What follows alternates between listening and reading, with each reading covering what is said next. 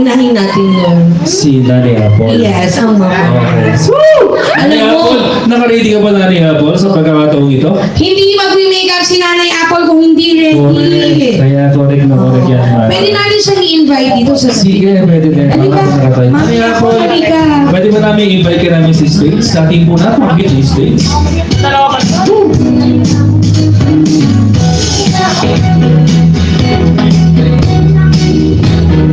Alam ko gutom na kayo lahat, wait lang. Di ba gutom ka na?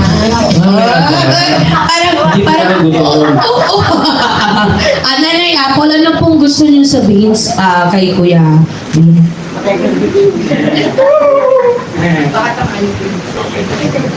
Okay po yan. Wala na naman pa akong nasabi sa kanya sa dati. Wala pong iiyak kay Apple. Nanay Apple, dapat yung galing sa puso. Ayan, galing sa puso po. Okay. Sige po na.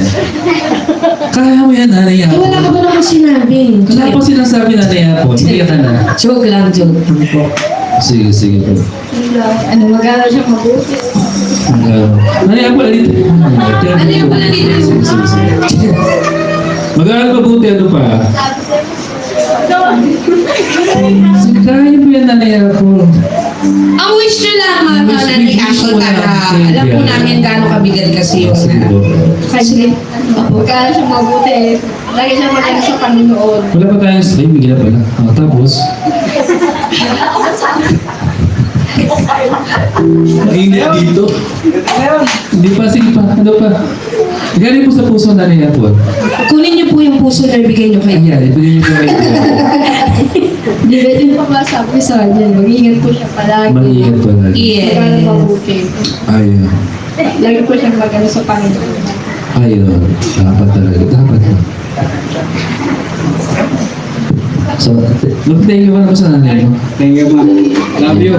Okay, thank you so much. I love you daw. Sino? Kasi actually hindi ko talaga kilala lahat. Sige, Ang sorry, alam ko lang kasi Apple. si Nanay Apple. Ako naman, At saka si yung nag-alaga sa kanya. Gusto natin ito lang sana.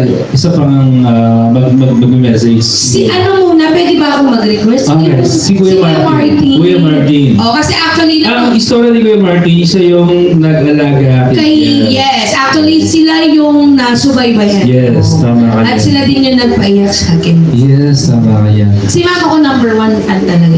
Okay, o sige. Ay, Tawagin love ko na natin. Kuya Martin. Kuya Martin, pwede bang invite ka namin dito sa maliit nating stage? Tignan mo ang laki na ng inaalagaan. Oo, ito na. So, Kuya Martin. Ayan si Kuya Martin. Kung pwede dito matanda, no? Yes. Last time din na nakita ko, kinuha mo akong guest performer. Ganito ba? Ginawa ba kita? Hindi. Ginawa pa na kita. Sorry. Naka-live tayo, sir. Ay, sorry. Ilan ang viewers natin kasi mga viewers yan? Jack? 721. 700. Isa mo 700 viewers po yan. 721,000 viewers. Oh, dating tayo yan. Wait, natin natin kayo. Start lang natin. Oh, okay. Okay. Martin. Kuya Martin, naman sabi ko ngayon sa ating pong 18th birthday na si Lord Ibel.